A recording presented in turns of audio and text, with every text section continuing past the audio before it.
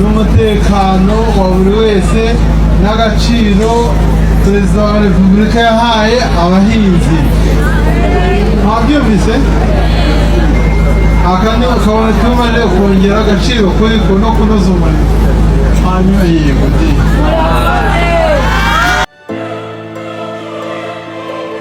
Niki Kihishe nyuma y'ubutunzi bwa Dr. SINA GERARD, umugabo watangiye ubucuruzi afite ibintu bike cyane ariko akagera ku rwego rwo kugira inganda, ibicuruzwa bizwi cyane ndetse n'ahandi ndetse n'ibikorwa bitandukanye. Ariko se niki cyamufashije kugera aho ageze uyu munsi? Ese ushobora gutangira ubucuruzi ufite amafaranga make cyane ahantu ho mu cyaro, maze nyuma y'imyaka ukaba umwe mu batunze ibintu byinshi cyane mu gihugu? Hari abantu bavuga ko amafaranga ari nk'amaraso atembera mu mubiri w'umuntu. Iyo ahari ubuzima buroroha, iyo adahari ibintu byoroheje bishobora kuba ikibazo. Ariko kugira ngo amafaranga yiyongere bisaba ibirenze kuyifuza. Bisaba intego, kwihangana, gukorana umwete, kwigomwa, kugira ikinyabupfura no kudacika intege. Iyi ni inkuru y'umugabo watangiye ubuhinzi n'ubucuruzi buto ariko akagenda yubaka izina rye kugeza ubwo ibikorwa bye bimenyekana mu mpande zitandukanye z'igihugu cy'u Rwanda ndetse no hanze y'igihugu. Uyu ni Dr. SINA GERARD, umugabo uzwi cyane kuri Nyirangarama. Aha ni mu ntara y'Amajyaruguru mu karere ka Rulindo, umurenge wa Bushutsi. Ndetse ni umwe mu bantu bakomeye mu bucuruzi bw'u Rwanda. Dr. SINA GERARD yavutse ku wa 13 Kamena 1963 mu ntara y'Amajyaruguru mu karere ka Rulindo, umurenge wa Bushutsi, akagari ka Nyirangarama, ku musozi wa Tare. Akaba yaravukiye mu muryango w'abana 6, abahungu 3 ndetse n'abakobwa 3. Kuva akiri muto, SINA ntiyari umwana wicara ngo ategereze ko ubuzima buzamuzanira ibyo ashaka, ahubwo we yashishikazwaga n'ibikorwa byo kwihangira imirimo. Yagiraga inama abana b'urungano rwe ku bijyanye no korora inkoko, inkwavu ndetse no guteza imbere ubuhinzi. Gusa intego ye ntiyari imwe: kwigira ndetse no gufasha abandi kwigira. Amashuri abanza yayize ku ishuri ryo ku musozi wa Tare, nyuma akomereza amashuri yisumbuye mu ishuri ryisumbuye rya Rulindo. Ariko nubwo yigaga, hari ikindi cyari kimushishikaje cyane: ubucuruzi ndetse n'ubukorikori. Ibyo nibyo byari bimushishikaje cyane muri business cyangwa se mu byo yatekerezaga ko azakora mu buzima bwe. Mu myaka ye y'ubuto, SINA GERARD yakundaga gukora ibintu akoresheje amaboko. Yakoraga utugare duto two mu biti, utumodoka ndetse n'ibindi bikoresho bitandukanye. Ibi byari ikimenyetso cy'uko we muri we harimo umuntu w'umuhanzi ndetse wa muntu utekereza ku buryo bwo gukora ibintu bishya. Nyuma yaje gutangira gushaka igikorwa cyazamubyarira amafaranga. Aho gutegereza akazi, yahisemo kureba amahirwe yari hafi ye, atangira ubuhinzi. Yahinze amashu, karoti, intoryi, ibitunguru n'ibindi bihingwa bigiye bitandukanye. Ndetse kandi umusaruro yarawubonaga kandi n'amafaranga akayabona. Nyuma yaho kandi akazayizigama. Ibi byatumye atangira kuyakoresha cyangwa se kuyabonamo igishoro gifatika cyatuma agera ku bindi bigiye bitandukanye. Iki nicyo cyari intambwe ikomeye ya mbere mu rugendo rwe. Kwizigama niyo ntambwe ya mbere yatangiye mu rugendo rwa business. Mu mwaka w'1981 SINA GERARD yari afite imyaka 18. amafaranga yari yarakuye mu buhinzi yayakoresheje atangira ubucuruzi ku musozi wa Tare. Ariko nyuma yaje kubona ikintu gikomeye. Aho yakoreraga hari kure y'urujya n'uruza rw'abantu benshi. Nibwo yatangiye gutekereza ati, ese ubucuruzi bwanjye mbugejeje hafi y'umuhanda munini byagenda bite? Uyu muhanda wari ingenzi cyane kuko wahuzaga Kigali n'uturere two mu majyaruguru ndetse no mu burengerazuba. Mu mpera z'umwaka w'1983 SINA GERARD yimuriye ibikorwa bye muri Nyirangarama. Aha ari naho inkuru ye y'ubuzima yahindukiye, aho bita Nyirangarama. Kubera ko abantu benshi banyuraga muri uwo muhanda, ubucuruzi bwe bwatangiye gukora cyane ku rwego nawe ubwe atatekerezaga. Nyirangarama ku kanya itangira kumenyekana, kandi ni naho havuye imvugo ivuga ngo byose ni kuri Nyirangarama. Iyi mvugo ngira ngo nta muntu utayizi n'umwe.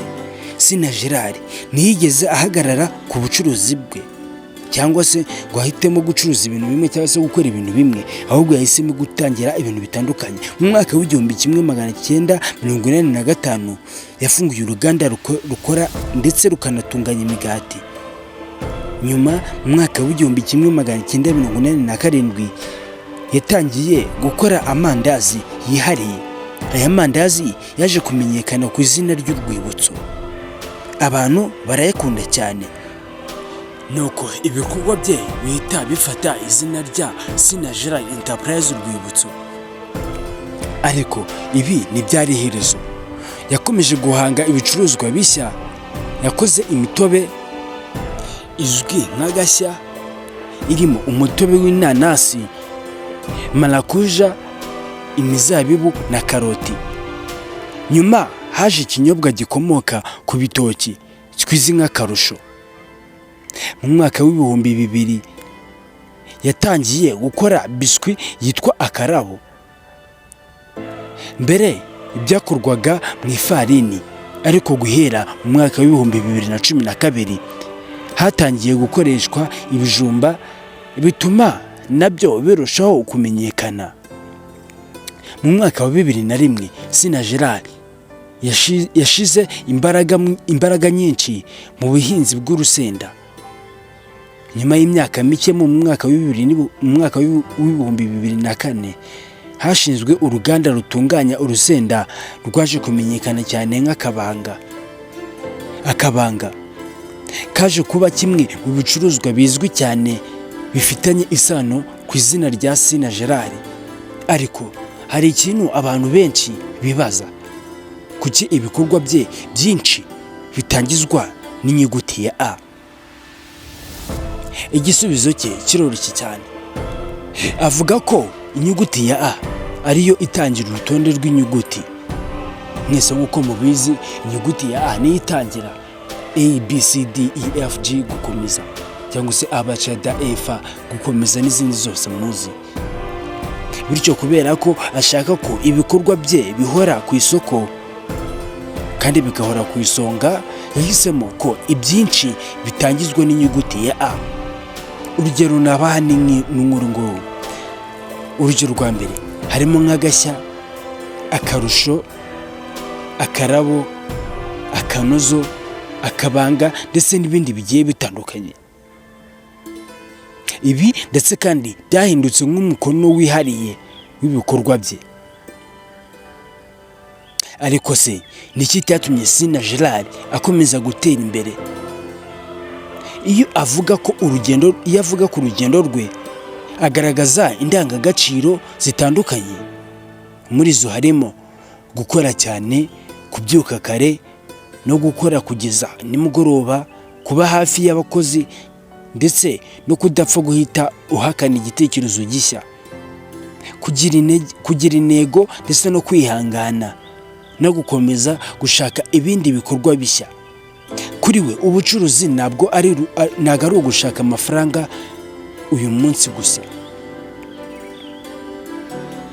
ahubwo ni ukubaka ikintu gishobora kubyara amafaranga ndetse n'andi mafaranga nyuma y'andi mafaranga.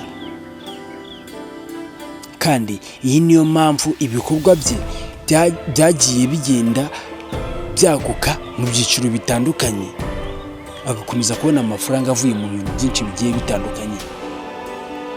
Nubwo ibikorwa bye byamuhesheje ubukungu, SINA GERARD ntabwo ibikorwa bye byagarukiye mu gushaka inyungu gusa. Mu karere ka Rulindo yubatse ishuri aho abana bo mu mashuri abanza biga ku buntu. Yanafashije abaturage kubona imbuto zo guhinga, ifumbire ndetse n'amatungo.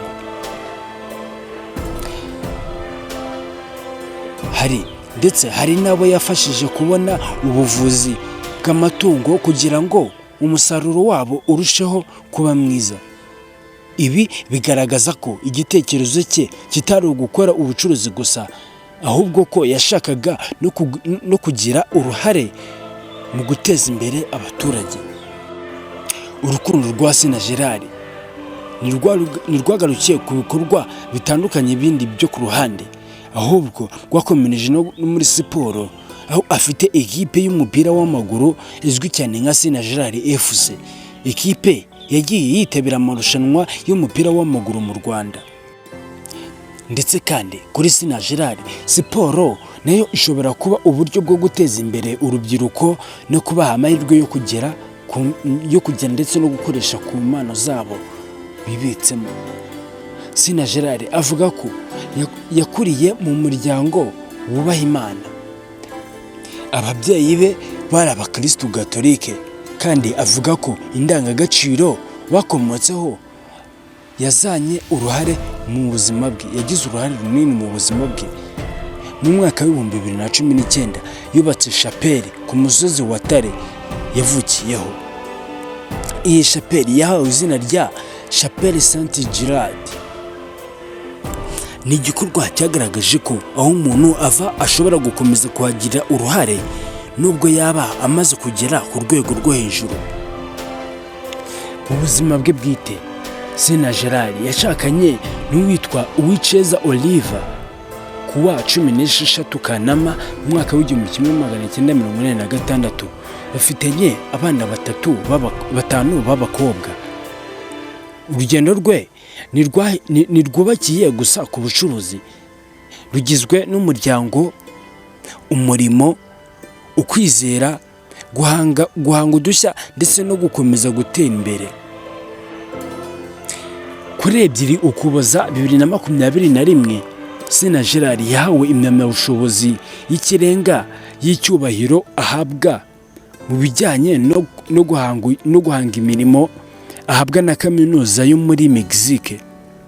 Nibwo izina rya Dr. yatangiye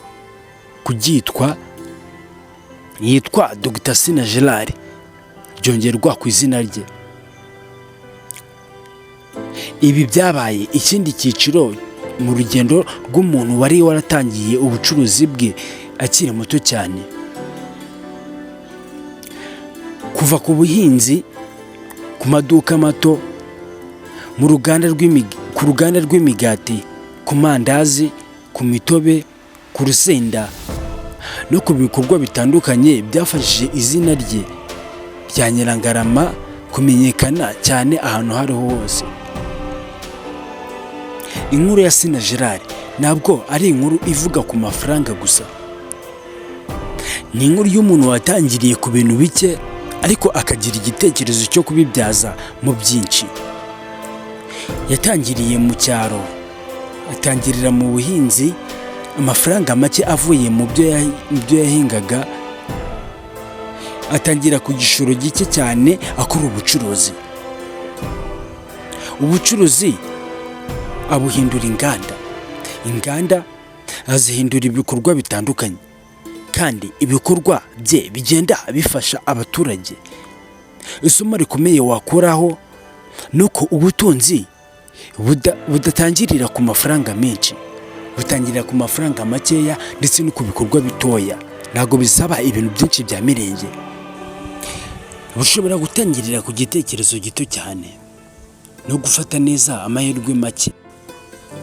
Kandi nibyo koko umuntu aba agomba gutangirira ku mahirwe make umuntu aba afite. Kandi rimwe na rimwe ikintu gito ukora uyu munsi gishobora kuba intangiriro y'ikintu kinini cyane ejo hazaza. Dr. SINA GERARD ni urugero rw'umuntu watangiye buhoro, kuko mu buzima ntabwo buri gihe uwatangiriye kure ariwe ugera kure, ahubwo uwamenye aho ajya akomeza kugenda niwe ushobora kugera kure. Ntabwo umuntu upfa kugenda ariwe ugera kure, ahubwo wa muntu ubuze aho ajya afite intego y'ibintu agomba gukora ndetse n'ibintu agomba kugeraho, niwe muntu ushobora kugera ahantu hakure, kure cyane abantu batanatekerezaga ko yagera. Mu buzima tuba tugomba gukora cyane, niyo mpamvu tuba tugomba kugira intego igera kure cyane, apana intego ntoya. Tuba tugomba kugira intego nini mu byo dukora byose. Intego nini nicyo kintu cya mbere y'ahantu tugomba kugera. Ni ukuvuga ngo uwamenye aho ajya akomeza kugenda niwe ushobora kugera kure. Niba iyi documentary uyikunze, kanda kuri subscribe ku Ingabo Yacu TV, ukande like, subscribe kugira ngo utazacikwa n'izindi documentary ndetse n'inkuru z'abantu bafite amateka adasanzwe. Nk'aba ngaba bagiye bafite inkuru zidasanzwe mu buzima bwabo. Njye wumva nitwa Ngabonziza Patrick, iyi ni Ingabo Yacu TV. Ntugende udakanze like, subscribe ndetse na share kugira ngo uzakomeze ubone documentary nziza nk'izi ngenda mbagezaho. Ndabashimiye.